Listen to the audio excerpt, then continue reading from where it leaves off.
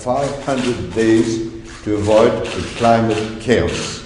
Very important issue of climate change, climate chaos, and I said that we had 500 days to avoid climate chaos, and I know that President Obama and John Kerry himself are committed on this subject, and I'm sure that with them, with a lot of other friends, we shall be able to reach a success in this very important matter.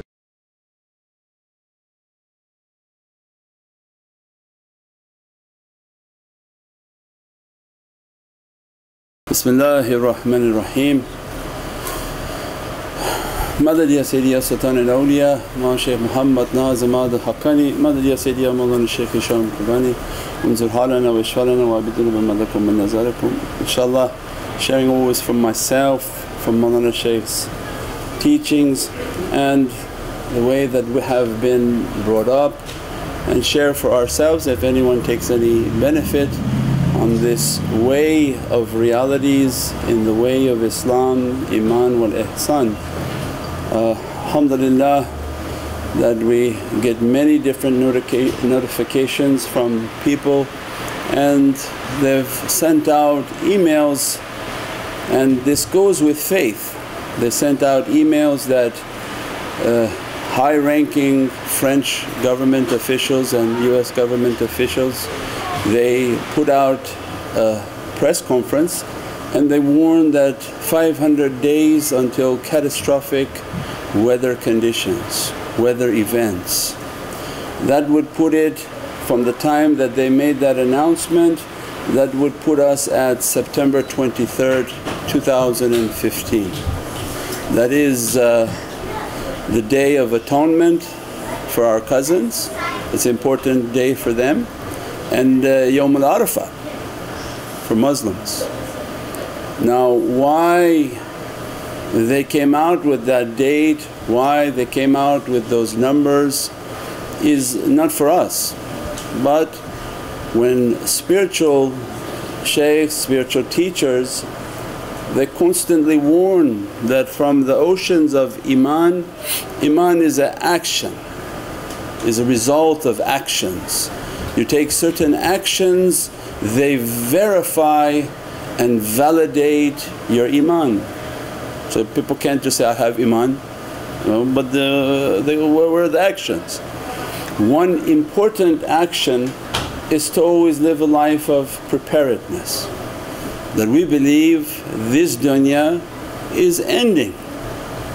Everything by its nature has a beginning and has an end, and you live a life with the understanding that this dunya is ending, that the days of difficulty are everywhere, and not to worry about saying it's 500 years away, because Prophet was teaching companions, it's tomorrow. That anything that Prophet spoke to the holy companions, they had such a yaqeen, a certainty in their heart that they saw it. When Prophet mentioned qiyamah and the signs of the last days, they saw, they were not blind-hearted, they were not closed-hearted souls. They saw it, they believed, for them as if tomorrow something was going to happen. And you live your life, ahlul iman, they should live, we live our lives with that understanding, that you pray all night as if tomorrow is going to end, and you work hard all day as if it's going to go forever. So you continuously have to work, means you fill your day. You have to work, you have to struggle as if this life is going forever, because you have to feed yourself, you have to pay your bills. But at night, Imam Ali confirmed also, is at night you have a yaqeen and a certainty that it's going to end. This world is going to end, and for all we know my own world can end, is enough. Not everybody has to go, it's enough that in the morning I don't wake up, ma qiyamah came, I've gone. Nobody knows if they're going to die in their bed. We don't know under what condition Allah has written But when the dunya constantly worrying and warning, so people can Google, what is September 23rd, what is 2015, why 500 days, why did they give a 500-day warning? It doesn't matter, but you can Google it. I recommend you Google.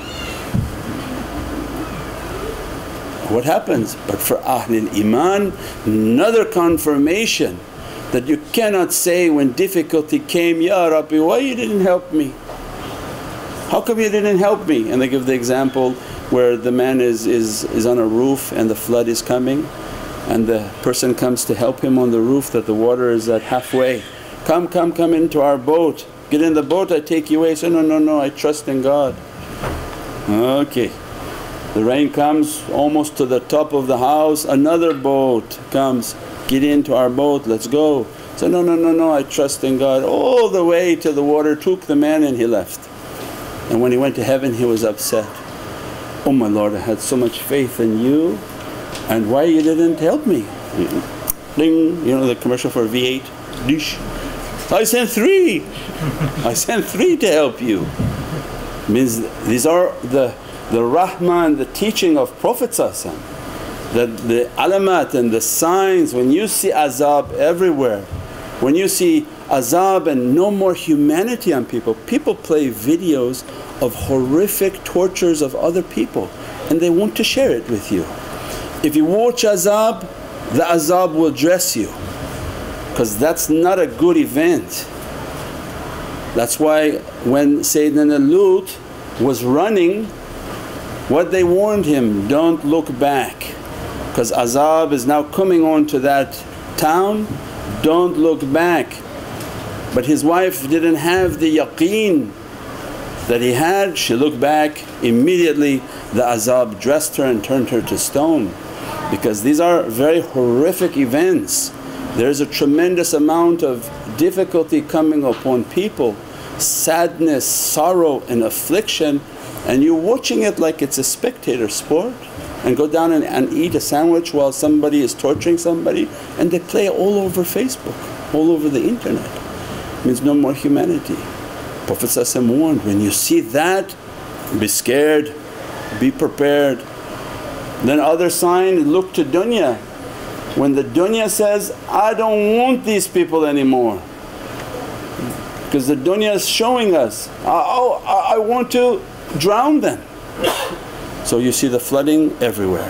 Have you seen the waters and the flash floods that are coming everywhere? Then the zalzala and the earthquake, all complaining, I don't want them on me, Ya Rabbi. I'm going to shake and bury them into the ground, and the earth rain upon them and the oceans flood them. Means is this a sign of azab everywhere, that no more humanity and tremendous difficulty. And if these azabs are coming and these people are warning, then the ahlul iman, they should always live a life of preparedness. Means that you have food in your home, have oil in your home, have batteries in your home, have blanket in your home, have shoes by the door. They say when an earthquake comes, most people have horrible foot injuries, because as they're running through the glass their feet are all damaged because they didn't prepare. Live like a fireman. Put your shoes at the door, a bag that you can run with, a towel, with some underwear, with some butter, some peanut, not butter because we can't eat butter, peanut butter, some crackers, some batteries. And the government has emergency websites on what you should put in a special bag for an emergency. And that is ahlul iman, because you're believing that difficulty is coming, difficulty is everywhere, and Allah then begin to quantify. Yes, you have faith because you truly believe in these realities, you believe in what Prophet taught. All of these things are happening, and all of these different and bizarre things are happening in dunya, and some say that they're opening something in Switzerland that's going to create a tremendous energy field, and through that energy field many different things may be coming in and out. Means unimaginable events may be coming onto dunya. And for us again a deep reality is that we have taught many times from Mawlana Shaykh's teaching, there's the reality of barzakh. Barzakh means there's a reality of yourself that exists in a different dimension, and there's a reality of your physicality on this earth. Based on what Allah has written for that reality, it's going to influence your physicality. When the distance of barzakh was very far, the reality that exists in barzakh, whether you were nurani or narani, whether it was written for you to be enlightened and filled with light or from the depths of fire, that reality is trying to dress the physicality. If the reality is bad, constantly whispering, constantly sending its nazar, constantly trying to affect the physicality like a magnet, trying to attract it towards its reality and its ultimate goal, negativity. If the reality is rohani, then the constant rohani dress of your barzakh reality is trying to influence your physicality. That's why thumma amanu thumma kafaru. One day I believe, one day I don't believe, one day I believe, one day I don't believe, because it's trying to take the signal of barzakh. So when this dimension was very far, the signal was very difficult to receive. As you come closer towards where Prophet prophesies of last days, and this is the way of faith, is that you have to believe these are the last days so that you can reach the maqam al-iman. Because if you truly believe these are the last days, you step more into the reality of akhirah. Because you don't have hubba dunya, you don't have the love of the material world. If they come and they show you this material world like a plate of food, oh look, it's so rotten, it's all filled with rotten, it's rotten, it's rotten, your desire and your taste for it begins to move. If your desire for dunya leaves, your natural attraction will be for akhirah. So the people of iman, they have a tremendous attraction for akhirah. That's why it's called Nurul Iman. They achieved a nur within their soul that they have a tremendous love for Divinely Presence, and they're more attached to their Divinely reality, their heavenly station. And as they build and build and build, they reach the maqams of perfection because they're more on that side than on this side. So it's beneficial to our faith to believe it, not to question it and not to say, no, it's 500 years away. What would be the purpose of a scholar come and tell people it's 500 years away, go to the mall? You increase people's iman? What kind of ideology is that? Why was Prophet telling the companions, Dajjal is right around the corner? They were frightened. They thought at any moment the Antichrist, the Dajjal is not Antichrist because there's nothing to do with Christ. The Dajjal is within the Islamic system, within the whole world. It's the anti-real and everything of an illusion that they believed and they lived their life according. But now when we believe and our teachings are coming that these dimensions are very close. Look at the signs. Whatever Prophet described of difficulty and azab, he described the punishments of hellfire with scorpions, with snakes, with spiders. And then we said before, then look onto the dunya and you see people even drawing scorpions, snakes and spiders. Why? Is that because that dimension already has that all over them? They feel inspired. Who feels in their right mind inspired to sit down and say, this skin of mine make something permanently horrific? What? I would like a big snake wrapped all around my arms, I want a spider on my face, I want a scorpion on my neck. This is, you think this is from your soul's inspiration? No, it means this now is a big sign that that dimension has influenced them so much that they be dressed by it. they begin to resemble their reality. And that's why you see also holy people, that the light from that reality dressing them so much, because their soul's reality is dressing their physicality, and they sit in majlis of zikrs and they feel the energy of it. Because now the barzakh is dressing and these veils are opening. So then imagine when they describe that they're going to do something to open a door. When they open a door to these realities, imagine out of 100%, 99% of the people, their barzakh reality is demonic. What happens to these people when the shaitans fully dress them, fully overtake them, fully make them to do whatever they want to do? And this had happened one time in the time of Sayyidina Sulaiman, when Allah lifted that veil and the shayateen entered. All of the malignant, all of the naughty beings came and occupied people. They took them like it was a car and did what they wanted to do. Means for us, when we're seeing all these alamats and all these signs, these are signs of tremendous difficulty. And the importance of majlis of zikr, majlis of the love of Sayyidina Muhammad is to build iman, to build light, to build the protection. That, Ya Rabbi, by these zikrs and by these association and by keeping the company of the people of light, because we don't know what's coming. So you don't know why Allah inspired you to sit here today, why Allah inspired me to be here, why couldn't I just go to a movie theatre?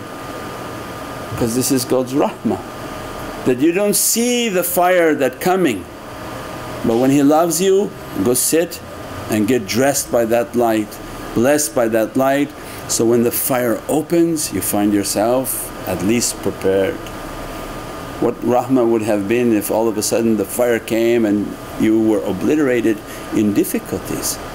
Means God's rahmah, that you just be inspired, go sit with them, go build your light, go build your faith, go build the faculties of belief. The more you believe, the more you believe. What's the worst that could happen by this advice tonight? You'll have more faith. If all of it didn't happen, it doesn't matter. If you believed it's going to happen, your material desire drops and your iman grows. And you don't need the whole world to come to an end to be close to Allah, but you need your desires to end. Because the desire is like an iron sheet that blocks us from the love of Allah, blocks us from the love of Sayyidina Muhammad. And the desire become too strong, the choices become incorrect. When the desire drops, the choices always become correct. These feet, if the iron wall is too thick, the feet take you dancing. When the wall is very thin and your love for Allah immense, the love for Sayyidina Muhammad immense, you can't live without praising upon Allah, because you're taking that energy and that feeling. Then these feet, they take you to the majlis of zikrs. So it has a benefit and has a tremendous reality. And if they say what they say is correct, then you'll be even more protected with the lights of faith, the light of iman. Because if these dimensions open and your reality is a holy reality, your reality is from the souls that make zikr of Allah. Imagine when we say, Ya Rijalullah, when we're calling upon Rijalullah, imagine what type of lights will be coming for those who believed. What type of souls and arwah will be coming for those who believed. These practices are not for this material world. These recitations upon calling upon awliya, calling upon and praising upon Sayyidina Muhammad, when you have blue skies and McDonald's, you don't appreciate it. But one azab, one difficulty come, or horrific events begin to come, and we begin to understand these praisings and the power of these praisings. All over the world, people in difficulty, the ahlul zikr, if you ask them about their lives and what miracles they have seen, how they've been protected from these difficulties, how they've been protected from unimaginable difficulties that have been coming from every direction. But the people of ahlul dhikr and the people who love Sayyidina Muhammad, their lives are miraculous. So we pray that Allah dress us from these blessings, dress us from these lights, and for ourselves to wake up. The Hizb Shaitan, they are very active, very aggressive and constantly moving in what they believe. Ahlul Iman, Ya Latif, they're taking a nap right now. We pray that Allah open our hearts, open our lights, open our eyes to see these difficulties that are coming, to protect ourselves, protect our families, protect our communities and protect our loved ones. Only protection is through zikrullah and love of Sayyidina Muhammad. Subhana rabbika rabbil izzati amma yasifoon wa salaamun al mursaleen walhamdulillahi rabbil alameen. Bi hurmati Muhammad al Mustafa wa bi siri Surat al Fatiha.